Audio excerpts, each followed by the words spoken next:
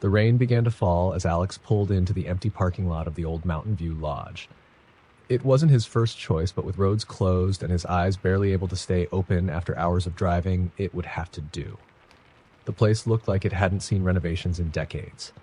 Paint peeled from the walls, the sign flickered in and out, and the lobby was dimly lit by a single buzzing fluorescent light. The receptionist was a small woman with a tired smile and a slight limp.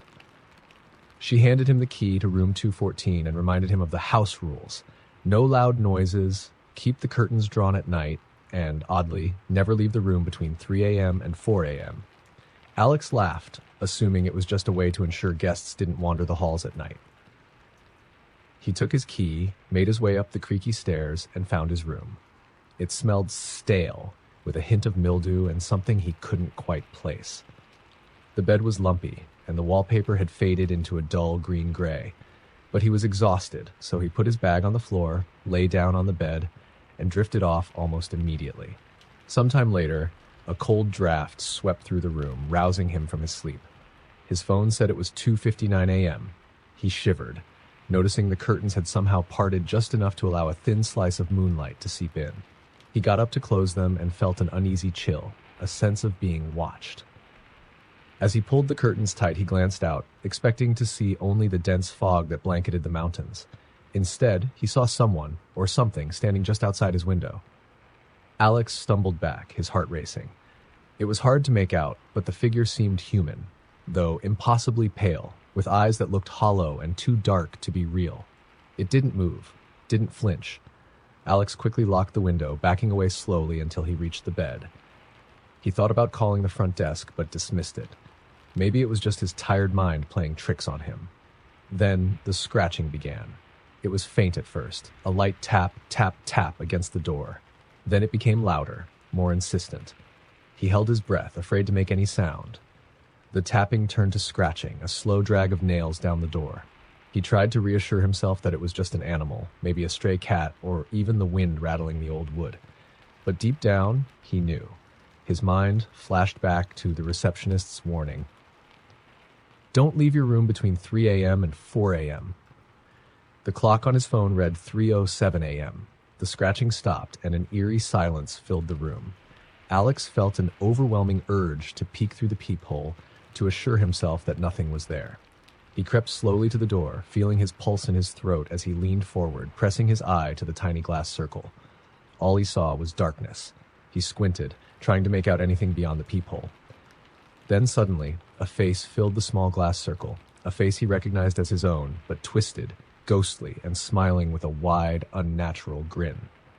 The apparition tilted its head, still staring, unblinking. Alex stumbled back, clutching his chest as his own face continued to smile at him through the peephole.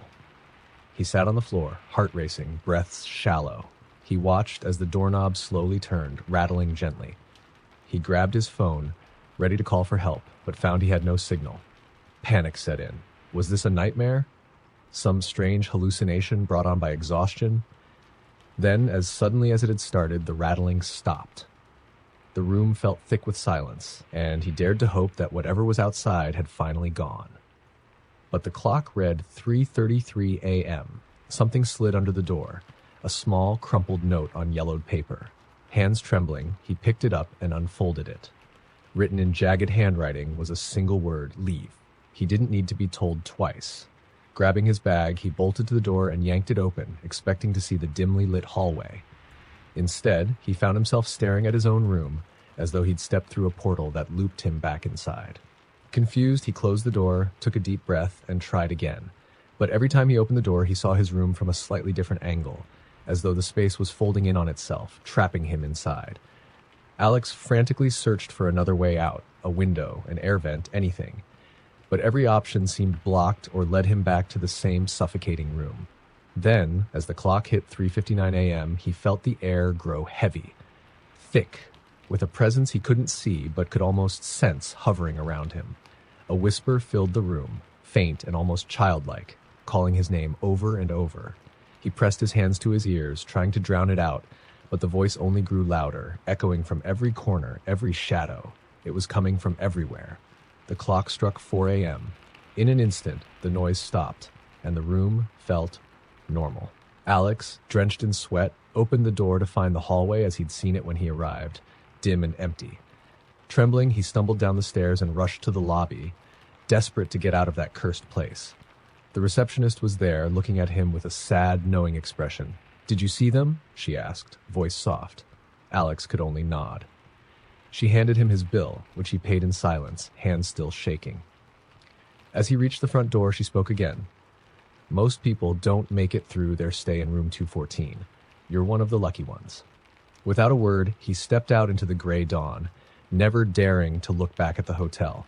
It wasn't until he was miles away that he realized he still had the crumpled note in his pocket, the one with the word "leave" scrawled across it. As he drove away, he thought about what the receptionist had said. Most people didn't make it out. And as he reached into his pocket and felt the crumpled note, he had a chilling thought. Maybe he hadn't made it out either. Maybe he'd left something behind in room 240, or maybe room 214 had taken something from him. And deep in the recesses of the Mountain View Lodge, his ghostly double still waited by the door, still smiling with that wide, unnatural grin. The old Riverside Inn had always looked eerie, perched on the edge of a thick, mist-covered forest with a river that ran just behind it.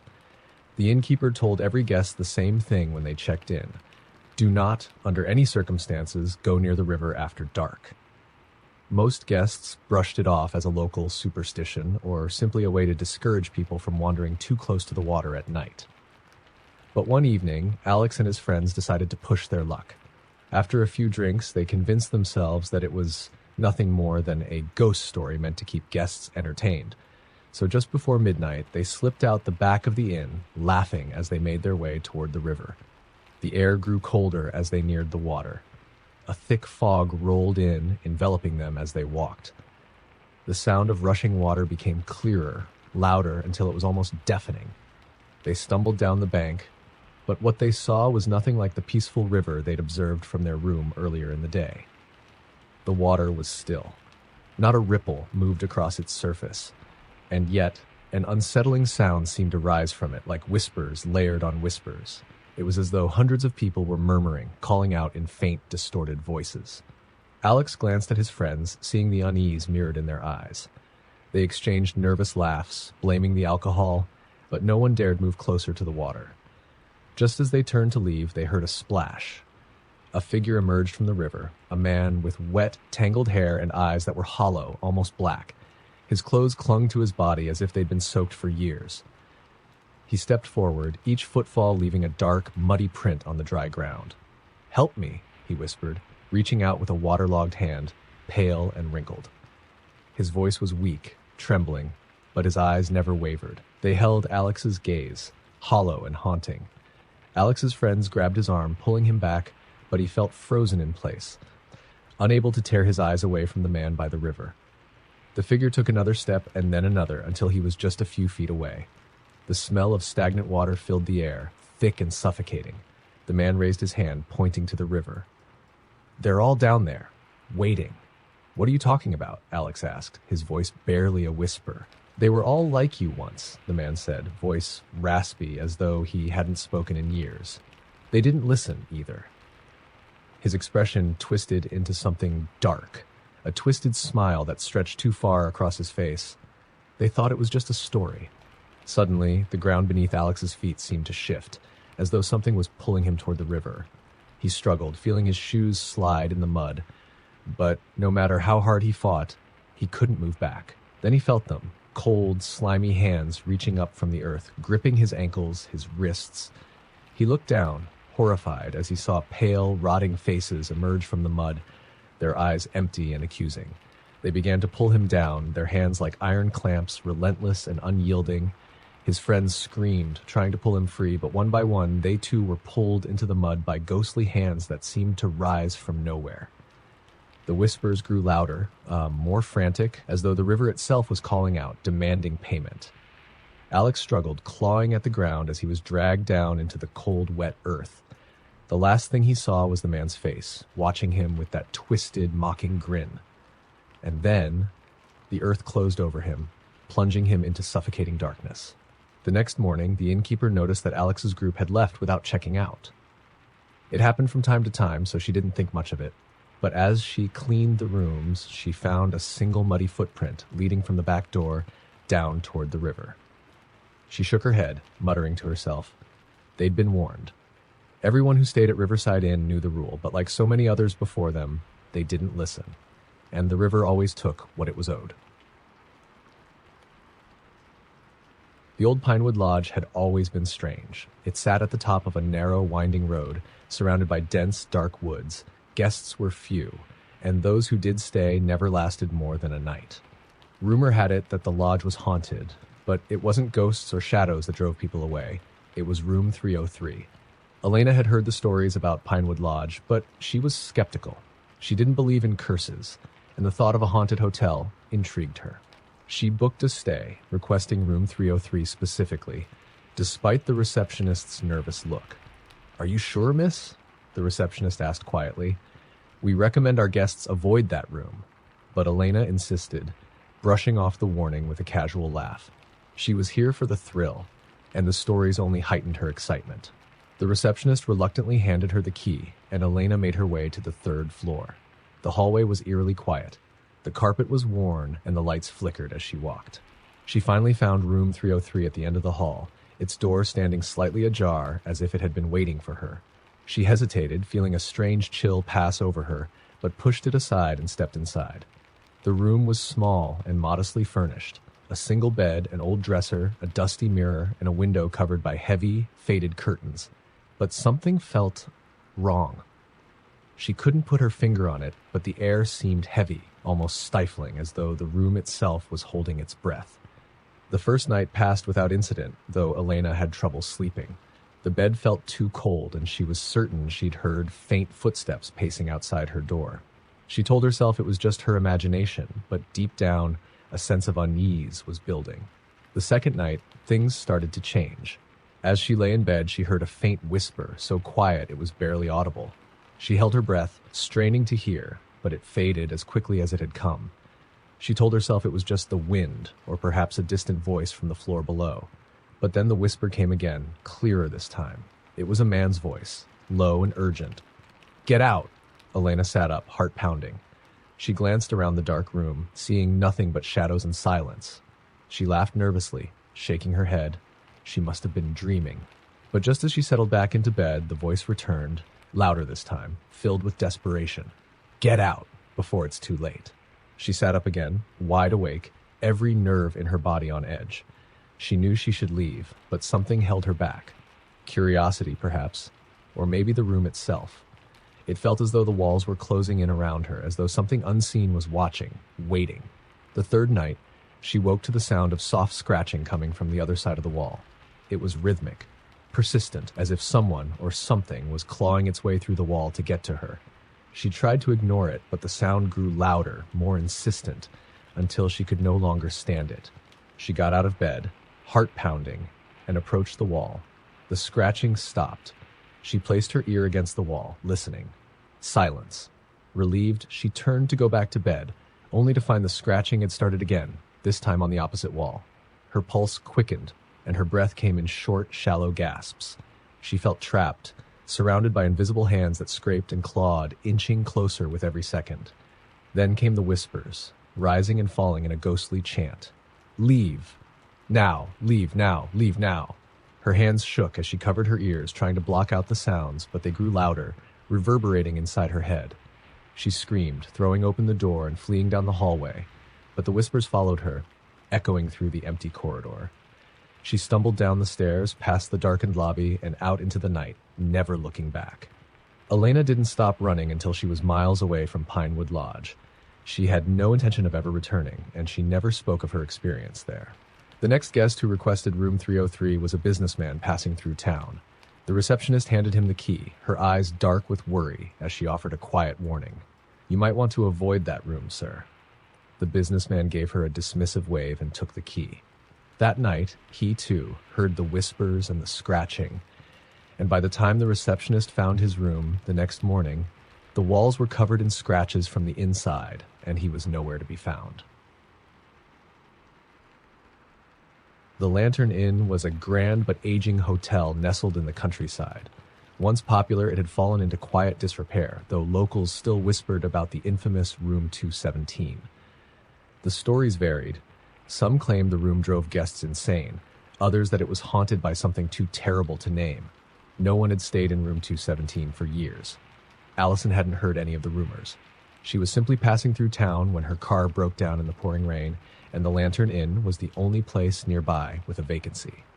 The elderly owner, a frail woman with an unsettling gaze, handed Allison the key to Room 217 without a word. When Allison finally made it to her room, she felt a strange sense of unease. The room was cold, the air thick with a faint, sour smell, and the only light came from a small lamp that cast deep, wavering shadows. Shrugging off her discomfort, she set her things down and prepared for bed. She was exhausted, and the idea of leaving for another place seemed absurd. The first few hours were uneventful. She lay in bed, drifting in and out of sleep, but sometime around midnight, she awoke to a strange noise, a rhythmic tapping coming from somewhere in the room. She held her breath, listening as the tapping continued, slow and deliberate, as though someone were knocking lightly on the wall. She looked around but saw nothing out of place. Deciding it was just her imagination, she closed her eyes and tried to fall back asleep. But as soon as she settled, the tapping grew louder, insistent, coming from somewhere near the foot of her bed. It was followed by a soft rustling, like fabric brushing against the floor. Allison's heart pounded as she lay perfectly still, too terrified to move. Then she heard a whisper. It was faint, barely audible, but unmistakable. Someone was in the room with her. She opened her eyes slowly, dreading what she might see, but there was nothing. Just the flickering shadows cast by the lamp, moving slightly as though something unseen were passing between her and the light. "Who's there?" she whispered, her voice trembling. The only response was a cold draft that swept through the room, extinguishing the lamp, plunging her into darkness. Panic seized her, and she fumbled for her phone after turning on the flashlight. The beam cut through the dark, but the room appeared empty. Then her flashlight fell on the mirror across from her bed. In the dim light, she saw a figure standing just behind her reflection, a tall, gaunt figure, its face obscured by shadows. Its hand was resting on her shoulder, its fingers long and thin, clutching her as if to keep her from escaping.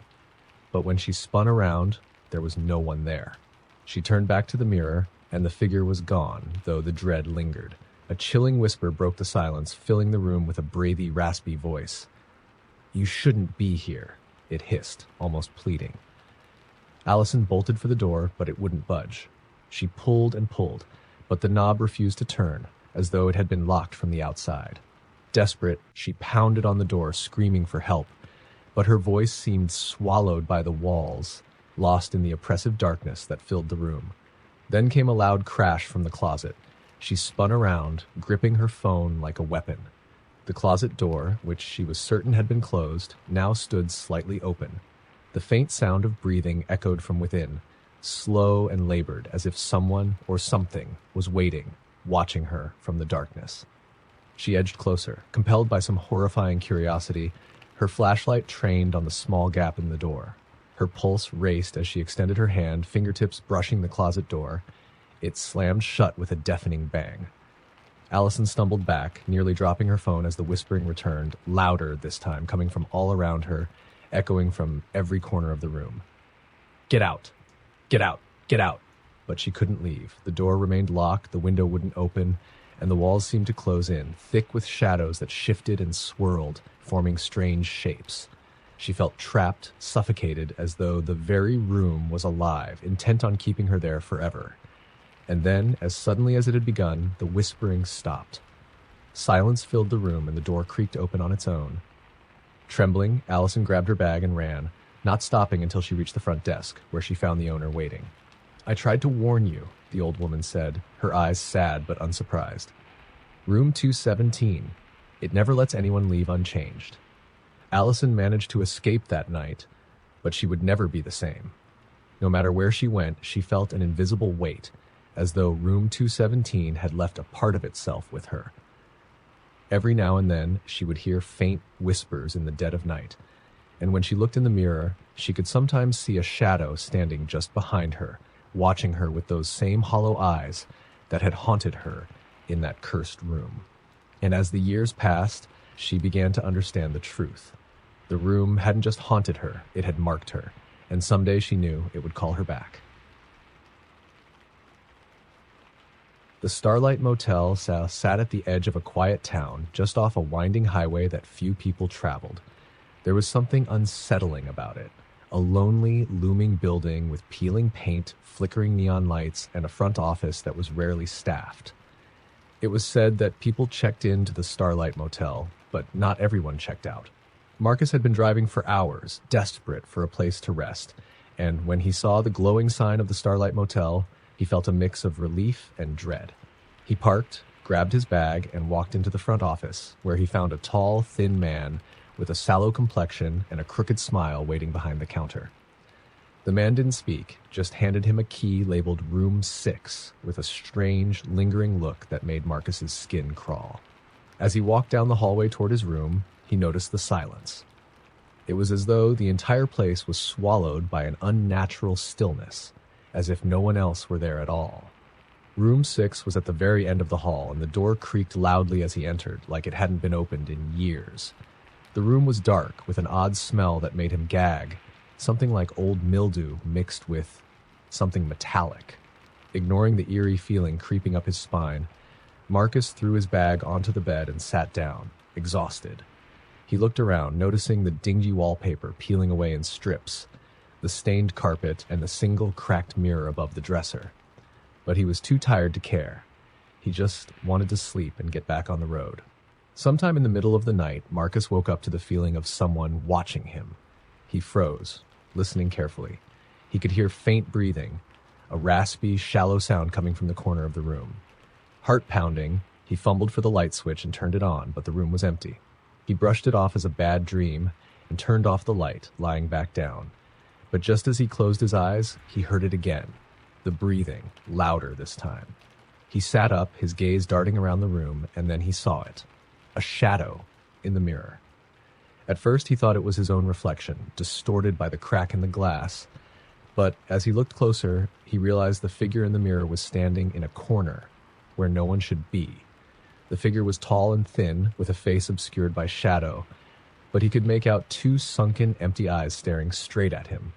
Marcus's blood ran cold as he watched the figure's mouth open, wide and gaping, stretching far beyond what should have been possible. The figure's head tilted, and it lifted a hand, pointing directly at him. Suddenly, the light flickered on and off, casting strange, shifting shadows across the room. Marcus grabbed his bag, scrambling to his feet and back toward the door. But when he tried to open it, it wouldn't budge. The lock twisted in his hand, but the door refused to open, as if something on the other side were holding it shut. Panic surged through him as the lights flickered faster, casting the room in a sickly, strobe-like glow. He could see the shadowy figure in the mirror moving closer, slowly stepping out of the corner. And then, with each flash of light, it grew nearer, inching toward him. The breathing grew louder, filling the room, now echoing all around him. He felt something cold graze his arm, like icy fingers brushing against his skin. He turned, heart racing, but there was nothing there, just the cracked, empty mirror reflecting his terrified face. Then, in the next flicker, the figure was gone from the mirror. A cold wave of dread washed over him. He turned back to the room, his eyes darting around, but he saw nothing. But he could still feel it, an intense, oppressive presence lingering right behind him, waiting. Desperate, Marcus started pounding on the door, screaming for help, though he knew no one else was staying at the motel. His fists grew sore as he beat against the door, his voice hoarse from shouting, but the silence swallowed every sound he made.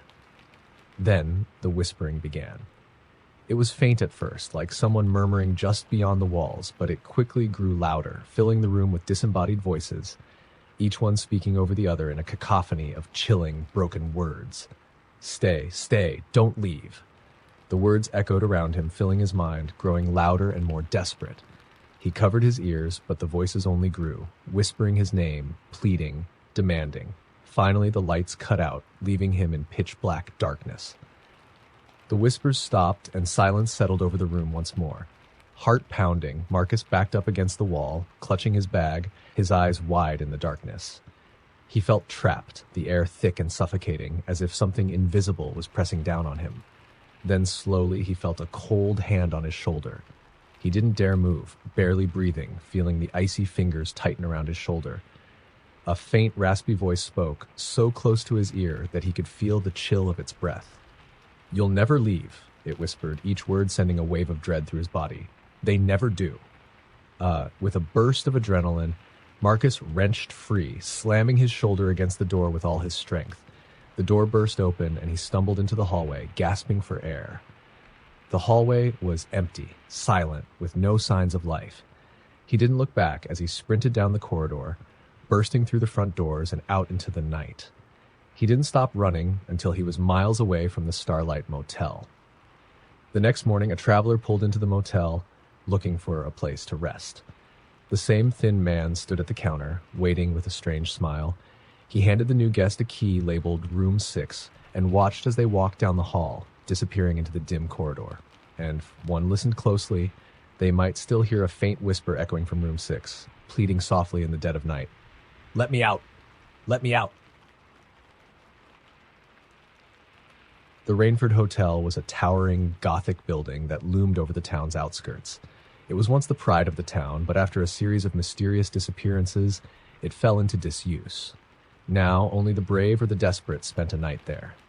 Guests would often report feeling watched or hearing strange sounds, but for most, it was merely an old, eerie place until they met the doorman. Amy, on a road trip across the country, found herself caught in a storm and pulled into the Rainford Hotel, the only place around for miles. She hesitated when she saw the peeling paint, the overgrown vines creeping up the walls, and the fog that seemed to cling to the place. But the rain was relentless, so she had little choice. She entered the dimly lit lobby, which was strangely cold. A tall, thin man in a dusty, old-fashioned uniform stood by the desk. He wore a gray cap that cast a shadow over his eyes and a smile that was a little too wide. The plaque on his uniform simply read, "The Doorman." "You're our only guest tonight," he said in a voice that was low and raspy, handing her a brass key for room 409. "Make yourself comfortable." Amy felt a shiver run down her spine, but she brushed it off, chalking it up to the storm and the hotel's ghostly atmosphere. She took the key and made her way to the 4th floor, the narrow, creaking stairs leading her up into near silence. Room 409 was basic, just a bed, a dresser, and a small window overlooking the dark woods beyond. She settled in and tried to relax, but sleep didn't come easily. The hotel was too quiet, and she kept feeling like someone was just outside her door, listening. She shook it off and eventually drifted off into a restless sleep. A loud knock jolted her awake. She glanced at the clock, 3:03 a.m. The knocking came again, louder this time. Her heart raced as she got out of bed and approached the door, calling out, "Hello? Who's there?" No answer, but she heard the soft, measured footsteps of someone walking away, fading down the hallway. Curious, she opened the door, peeking out into the dimly lit corridor, but saw nothing. Just a long, empty hall. She closed the door and locked it, dismissing it as a prank or a late-night mistake by a staff member. But as soon as she climbed back into bed, the knocking started again, louder and more insistent. This time, it wasn't coming from the door. It sounded like it was coming from the walls, as though someone or something was trapped and trying to claw its way out. She pressed her ear to the wall, heart pounding, and heard faint whispers. "Let me out! Let me out!" She stumbled back, her mind racing. The sound grew louder, and she felt a surge of cold air sweep through the room. Her breath fogged in front of her as the temperature dropped, and she heard the whispers merge into a single desperate voice. "Let me out! Before he finds you." Suddenly, she heard footsteps echoing in the hallway outside her door, slow and deliberate. The hairs on her arms stood on end. She could sense someone standing just beyond the door, waiting. The footsteps stopped, and there was a soft, almost polite knock.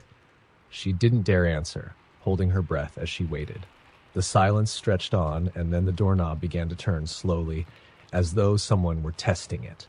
Her heart raced as she backed into the corner, trying to make herself as small and silent as possible. Then the door creaked open, inch by inch, until a thin slice of light from the hallway slipped into the room. Standing in the doorway was the doorman, his shadow long and twisted in the dim light. His eyes were hidden beneath the brim of his cap, but his wide, unnatural smile seemed to glow. "You shouldn't be here," he said in a voice that was little more than a hiss. "They told you to leave, didn't they?" Amy was frozen, unable to move or speak. The doorman took a step into the room, his smile widening as he extended a gloved hand toward her. "Once you enter the Rainford," he whispered, "you never leave alone." With that, he stepped back, and the door slammed shut, plunging the room into darkness. She scrambled for the light, but when she flipped the switch, nothing happened. The whispers returned, louder this time, filling the room with desperate voices. "Get out! Get out! Before it's too late!" Amy grabbed her things, heart pounding, and bolted out of the room. She sprinted down the stairs, feeling a chilling presence following her, as though dozens of eyes were watching her every move. She didn't stop until she reached the lobby. The doorman was standing by the front door, his head bowed, his eerie smile stretching across his face. "Going so soon?" he asked, his voice echoing strangely in the empty space. She ignored him, pushing past him and running out into the rain-soaked night. As she reached her car, she heard faint whispers carried by the wind, voices begging, pleading, warning her to never return. When she got back to town, Amy tried to tell the locals about her experience, but they only gave her pitying looks. "The Rainford hasn't been open in years," one man told her, shaking his head. "It closed down after people started disappearing." In disbelief, she drove back to the spot, determined to prove that the Rainford Hotel was real. But when she arrived, the building was gone, replaced by an overgrown lot, the land empty except for a single plaque, weathered and barely readable. It read, "In memory of the lost souls of the Rainford Hotel, may they find peace at last." As Amy read the plaque, she felt a chill run down her spine, and just for a moment, she thought she saw the doorman's twisted smile reflected in her car's rearview mirror. A rundown seaside inn called the Crestview had sat empty for decades, perched on the cliff's edge overlooking the roaring ocean. The townsfolk avoided it, saying it was cursed.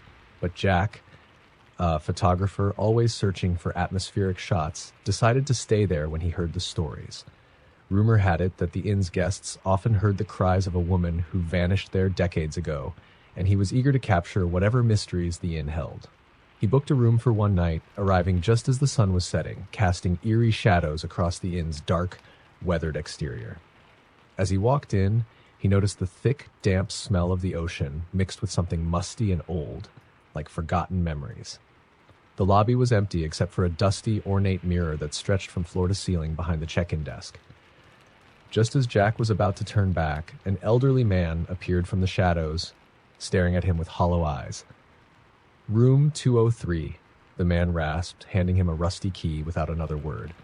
His eyes lingered on Jack, as though studying him, almost pitying him. Jack made his way up the creaky, narrow staircase, and with each step he heard faint whispers, too soft to make out. He brushed it off as the wind moving through the old inn's cracks and pushed open the door to room 203. The room was small and barren, with peeling wallpaper and a single bed. The only thing that seemed out of place was an old, full-length mirror in the corner, slightly tilted, casting strange shadows along the floor. Jack set up his camera gear and prepared to capture some photos of the room when he felt a cold draft wash over him. He turned, but no windows were open. The whispers started up again, this time coming from the mirror. It was as if they were trying to say something, words jumbled and broken. When he focused on the mirror, he saw it. A faint outline of a woman in the background of his reflection, her eyes hollow, her dress flowing as though caught in an unseen breeze. She was reaching out, her fingers almost brushing the glass. Jack's heart pounded, but his curiosity got the best of him. He aimed his camera, snapping a photo, capturing the figure behind him, only to realize in horror that she was now closer, her hand pressed against the inside of the glass, as though trapped within it. That night, as he lay in bed, he couldn't shake the feeling that he was being watched. Every time he closed his eyes, he'd hear faint whispers and see flashes of her face in his mind. A face twisted in fear, pleading, begging. Then came the scratching. Soft at first, like fingernails brushing the surface, but it grew louder until it sounded as though someone were clawing at the mirror with desperation. He turned on the light and stared at the mirror. She was gone, but faint fingerprints smeared across the glass made him shudder. Just as he convinced himself it was all in his head, The mirror's surface rippled as though something was pressing against it from the other side. The woman appeared again, this time clearer, her face twisted in terror, her mouth moving as she tried to speak. "Help me, please," her voice whispered, faint but unmistakable. Jack stepped back, horrified, yet he couldn't tear his eyes away. She was closer now, pressing her face against the glass, her eyes wide with terror. "He's coming," she whispered, her voice cracking. "Don't let him take you." Then the mirror's reflection shifted, revealing a tall, shadowy figure behind her, its face obscured. It loomed over her, stretching a hand toward her shoulder. Her eyes grew wide, and her mouth opened in a silent scream as the shadow's hand grasped her, pulling her back into the darkness. She clawed at the glass, her nails scraping as she disappeared. Suddenly, the room's temperature plummeted, and a voice echoed around him, low and malicious, whispering his name. Jack felt a chill seep through his bones as the shadowy figure in the mirror seemed to turn its attention toward him, fixing its invisible gaze on him. In a panic, Jack tried to run, but the door was locked. He slammed his shoulder against it, desperate, but it wouldn't budge. Then he heard footsteps echoing from the mirror, this slow and deliberate, approaching him from within the glass. He glanced back, heart racing, to see the shadow's hand press through the mirror, stretching out into the room.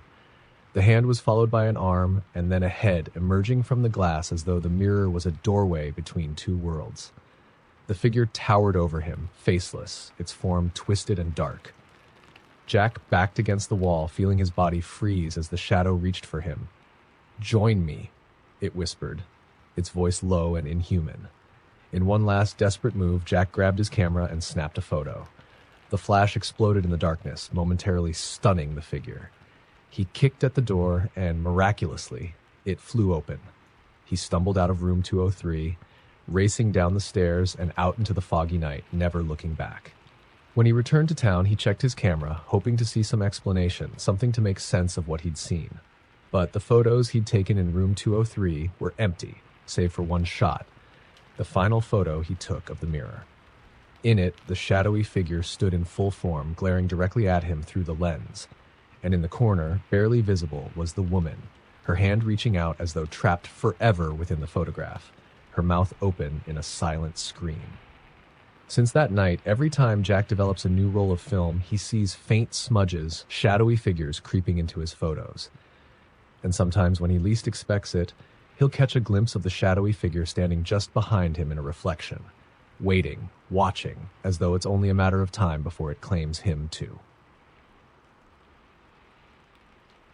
The Willowcrest Lodge sat hidden deep in the woods, only accessible by a winding, single-lane road that most people didn't even know existed.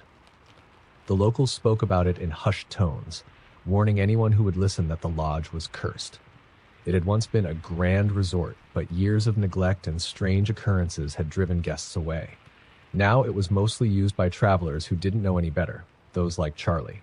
Charlie had been hiking for days, and he was exhausted when he stumbled upon the lodge. He didn't care about the worn-out exterior or the foreboding feeling that crept over him as he approached the front door. All he wanted was a warm bed, and Willowcrest had vacancy. An elderly woman with thin white hair greeted him at the front desk. Her face was wrinkled and solemn, and her eyes seemed distant, as though she were looking right through him. "Room 213, she said quietly, pressing a cold, tarnished key into his hand. "Keep the lights on." Charlie chuckled, thinking it was just a quirky, outdated policy, but the woman didn't smile back. She simply watched him as he climbed the grand, creaky staircase that led to his room. Room 213 was modest, but well kept, with antique furnishings and a large bed covered in a heavy red velvet blanket. A large window overlooked the dark forest beyond, and a single lamp sat on the nightstand. He noticed the room had no other source of light. As he settled in, he noticed something odd, a worn notebook lying on the dresser, its cover cracked with age. Curiosity got the better of him, and he flipped it open. Inside were pages filled with scrawled handwriting, each entry more frantic than the last. The words described strange sounds, shadows in the corners of the room, and something else, something watching. "Keep the lights on," one entry repeated over and over. "If the lights go out, it will come." He put the notebook down, a chill creeping up his spine. He told himself it was just an old guest book, something left behind by a previous guest with an overactive imagination. But he couldn't shake the uneasy feeling, especially as the room seemed to grow darker, even with the single lamp burning beside him. Charlie lay down, exhausted, but he couldn't sleep. Just as he began to drift off, he heard something. A faint scraping sound, like fingernails dragging along the floor. He sat up, straining to listen. The noise stopped, but he was sure he'd heard it. He told himself it was just the building settling, an old lodge creaking in the night. But then the lamp flickered. The light blinked out for a split second before coming back, casting an eerie, weak glow. Charlie sat up, heart pounding, as the room seemed to grow darker around him, the shadows stretching across the walls. He reached for the notebook, rereading the warnings, his hands trembling. Suddenly the scratching started again, louder this time. It was coming from the corner of the room where the shadows pooled and twisted in impossible ways. And then, in that darkness, he saw a pair of eyes, glowing faintly, watching him. They blinked, and the shadows seemed to pulse and shift as though something was moving within them, inching closer to him. Charlie grabbed his phone, using its flashlight to pierce the shadows. But just as he pointed it toward the corner, the lamp went out completely, plunging him into darkness. His phone flickered, the battery draining impossibly fast, and then it, too, died, leaving him in pitch black. The room was deathly silent, save for the faint sound of breathing. Heavy, raspy breaths that grew louder and closer. Charlie backed against the wall, his mind racing, panic setting in as he tried to keep his breathing quiet. The darkness felt alive, pressing in on him, suffocating him. And then he felt it, a cold, skeletal hand grazing his shoulder. He gasped, jerking away, but something held him in place, as if the shadows themselves were trapping him. He could feel the icy touch moving down his arm, wrapping around his wrist. He tried to scream, but no sound came out, his voice lost in the oppressive darkness. Whispers filled the room, voices overlapping, speaking in a language he couldn't understand. They grew louder, swirling around him, a cacophony of haunting, disembodied cries. "Stay," one voice whispered, soft yet menacing. "You belong here." The shadows seemed to shift, taking shape, surrounding him. He could make out faint outlines, faces with hollow eyes, mouths open in silent screams, reaching out to him, their ghostly hands stretching from the darkness. They were the lost, those who had stayed too long, trapped forever within the walls of Willowcrest. Summoning every ounce of strength he had, Charlie broke free, lunging for the door. He fumbled with the handle, feeling something cold wrap around his ankle, pulling him back. He kicked, his heart racing, and finally broke free, throwing the door open and sprinting down the hall, his footsteps echoing through the empty lodge. The old woman was standing at the bottom of the stairs, watching him with sad, knowing eyes. She didn't stop him. She simply watched as he ran past her, out into the cold night. Charlie didn't stop until he was far from the lodge, collapsing onto the ground, gasping for breath. He looked back, expecting to see the ominous outline of Willowcrest behind him, but there was nothing, just an empty, overgrown lot. Confused and terrified, he stumbled back to town, where he told the locals about the lodge, about room 213, and the shadows that seemed alive. They listened, shaking their heads. "There hasn't been a Willowcrest lodge here for years," one man said quietly. "Burned down decades ago, along with everyone inside. They say it was an accident, but some believe it was something far darker." From then on, Charlie could never shake the feeling that he was still being watched. Sometimes at night, he would hear faint scratching at his door or see shadows twisting in the corners of his room, and he knew he had left Willowcrest Lodge, but a part of it had never let him go. Tucked away in the mountains was Briarwood Inn, a rustic, century-old hotel shrouded in mystery. It had a reputation for odd occurrences and dark whispers about guests who had stayed but never left. Its most infamous room was room 6116, said to be haunted by memories. Most people laughed it off, but some knew better. Mia was one of them. Mia was a thrill-seeker, always hunting for haunted places and supernatural stories. When she heard about Briarwood Inn, she knew she had to visit, despite the locals' warnings. She checked in just before nightfall, excitement and nerves buzzing in her chest. The lobby was empty, and the only sound was a clock ticking somewhere in the darkness. An elderly woman at the front desk handed Mia her key. "Room 616, she murmured, barely looking up. "If you hear anything strange, don't respond." Mia felt a chill but brushed it off. She was here for a thrill, after all.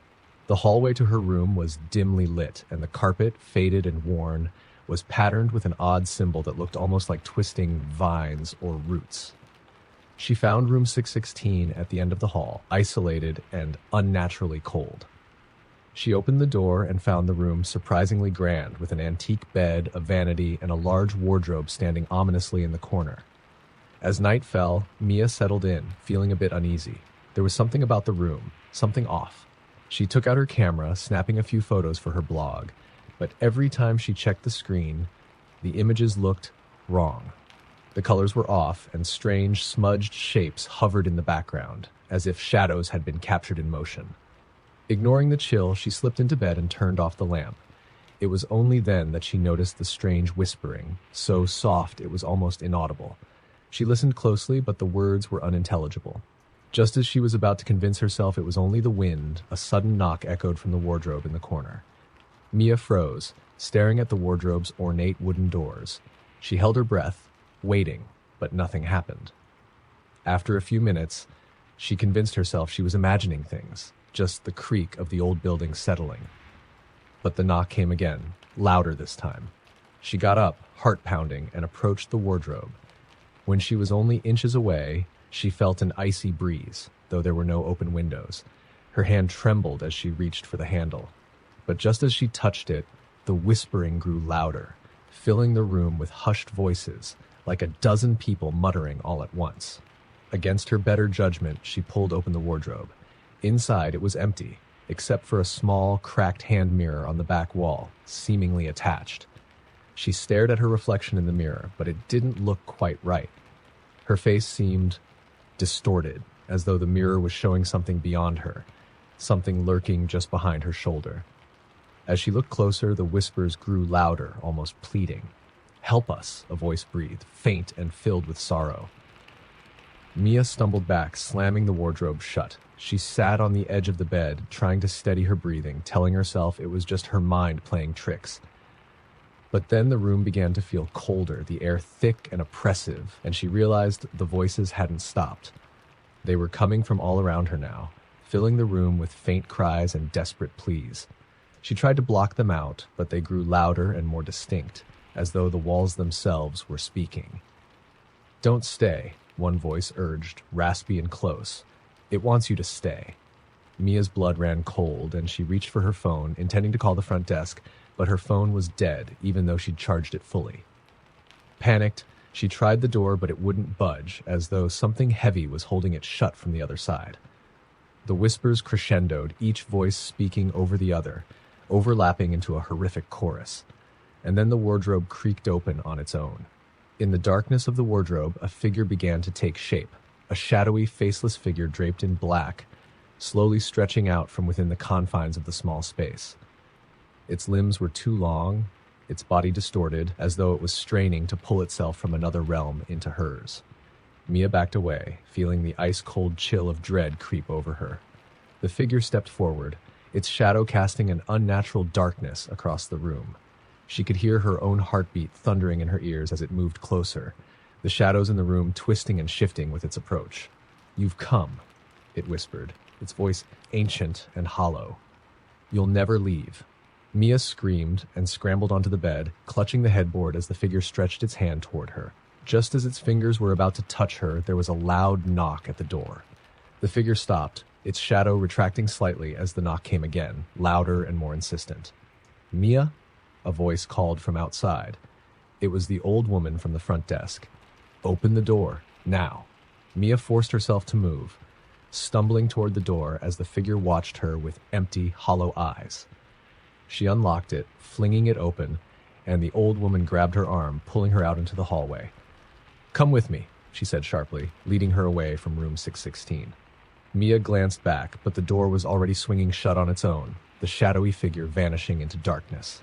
Once they were safely back in the lobby, the woman looked at her with a mixture of pity and anger. "I told you not to respond," she said. "Room 616 was abandoned for a reason. It traps those who try to listen too closely. It feeds off curiosity, off fear." Mia was shaking, but she had to know. What was that thing? The woman's eyes grew distant. They say it was once a guest, but it's been in that room so long it's become something else. Those who stay too long end up part of it. That's why it wants others to listen, to respond, to keep it company, forever. As Mia left Briarwood Inn, she felt a strange emptiness settle over her, a sense that something had followed her, lingered within her. Even after she returned home, the memories haunted her. Every now and then, in her apartment late at night, she'd hear faint whispers or the sound of someone knocking from inside her closet. And sometimes, when she looked into her mirror, she'd swear she saw a shadow just behind her, watching, waiting. For decades, the Foxwood Manor stood abandoned in the middle of nowhere at the end of a winding dirt road surrounded by thick forests. It was once a grand place, popular with the wealthy, but no one had dared step foot inside after what had happened. The town whispered that it was cursed, a place where the walls absorbed the secrets of its guests, and the guests who had disappeared there, whose bodies were never found. Lily was a travel blogger who thought it was the perfect spot for a night. She'd been hearing stories about Foxwood her whole life and couldn't resist the chance to document her stay. She managed to get the old caretaker's permission and entered the manor just before dusk, her flashlight illuminating the dusty entryway and faded wallpaper, its once bright flowers now wilted and peeling. The place was quiet, still, and strangely cold despite the warm summer evening. She set up her camera, narrating the backstory of the manor in a cheerful voice, although something about the place made her uncomfortable. She dismissed it, figuring it was just nerves. As she explored, her footsteps echoed through the empty halls. The floors creaked, and shadows seemed to move just out of sight. She found the ballroom, its grand chandelier still intact but coated with a thick layer of dust, and the library, its walls lined with crumbling, yellowed books. Eventually, she made her way to the master bedroom, a massive, ornate room with a four-poster bed, a cracked mirror, and a strange, hollow feeling that made her shiver. Lily decided to set up her camera and sleep there. She placed the camera on a dresser facing the bed, then turned off her flashlight, lying down with only the moonlight filtering through the dusty curtains. She'd barely closed her eyes when she heard it, a faint humming, soft and melodic and coming from somewhere in the house. She opened her eyes, listening. The sound was familiar, like a lullaby she couldn't quite place. As she sat up, the humming stopped, and the silence was even worse. The air felt thick and heavy, pressing down on her as though the house itself was waiting. She picked up her flashlight, intending to explore, but as soon as she turned it on, it flickered and died. She cursed, fumbling with it, but it wouldn't turn back on. The camera's light, however, was still on, blinking in the corner. She felt comforted by its tiny red glow. But then she realized the camera's angle was different. It had somehow moved slightly, now pointing at the doorway instead of the bed. Her pulse quickened. She was sure she'd set it up to face the bed, but perhaps she'd just been mistaken. She stood up, walked over, and adjusted it back, her hands trembling. She took a deep breath and returned to bed, telling herself she was imagining things. Just as she settled back down, she heard the humming again, this time much closer. It was coming from the hall, just outside her room. The melody was soft and almost soothing, but there was something unsettling about it, something unnatural in the way it lingered. "Hello?" she called out, her voice shaking. The humming stopped. Then the doorknob rattled. Lily froze, staring as the handle twisted slowly back and forth, as though someone on the other side was trying to decide whether to come in. She held her breath, heart pounding, but the handle stilled, and the silence returned, deeper than before. Trying to convince herself it was all just in her head, she pulled the covers up and lay down, determined to ignore it. But just as her eyes closed, she felt a weight sink down on the end of the bed, as though someone had sat down beside her. She didn't dare move, her body stiff and rigid. The weight shifted, and she felt the mattress dip slightly, closer to her. She could feel a cold presence lingering, as though someone was watching her, their gaze heavy and unrelenting. "Leave." A voice whispered in her ear, so close she could feel the breath. "Get out." Lily bolted upright, reaching for her flashlight again, but it was still dead. She grabbed her phone and turned on its light, pointing it around the room, but there was no one there. She hurried over to the camera, grabbing it as she left the room, her footsteps echoing down the hall as she fled back to the lobby. She felt eyes on her the entire way, and occasionally she thought she saw movement from the corners of her vision, shadows slipping between doorways, peeking out at her from the cracked doors, disappearing as soon as she looked directly at them. Once outside, she finally caught her breath, her heart still racing. She climbed into her car, slamming the door shut, and started the engine. She needed to leave to get as far from that place as possible. Hours later, safely back in her motel room, she finally looked at the footage she'd recorded. Her heart was still pounding, but she told herself it was just her imagination, that she'd overreacted. But as she played back the video, her blood turned to ice. In the footage, she saw herself lying in bed, sleeping. But then, the door to the bedroom creaked open slowly, revealing the hallway's darkness. A figure, shrouded in shadow, stepped quietly into the room. It stood at the foot of the bed, watching her as she slept, unmoving. The camera's red light flickered as the figure approached the bed, reaching out a hand that seemed to stretch impossibly long, almost brushing her shoulder. Then, as the figure leaned in closer, its face came into view, a distorted, hollow visage, its eyes empty as though it were looking straight into the camera. It seemed to smile, a twisted, unnatural grin that spread far too wide across its pale face. Just before the video ended, the figure turned its head sharply, its dark eyes staring directly into the camera lens, as though it knew she'd be watching. The screen went black, leaving Lily in darkness. From that night on, she was never alone. She began seeing shadows in her own home, feeling cold spots that seemed to follow her. And sometimes, late at night, she would hear the faint sound of humming, a lullaby from a place she'd never escape, a place that had taken something from her, a piece of her soul left behind in the walls of Foxwood Manor.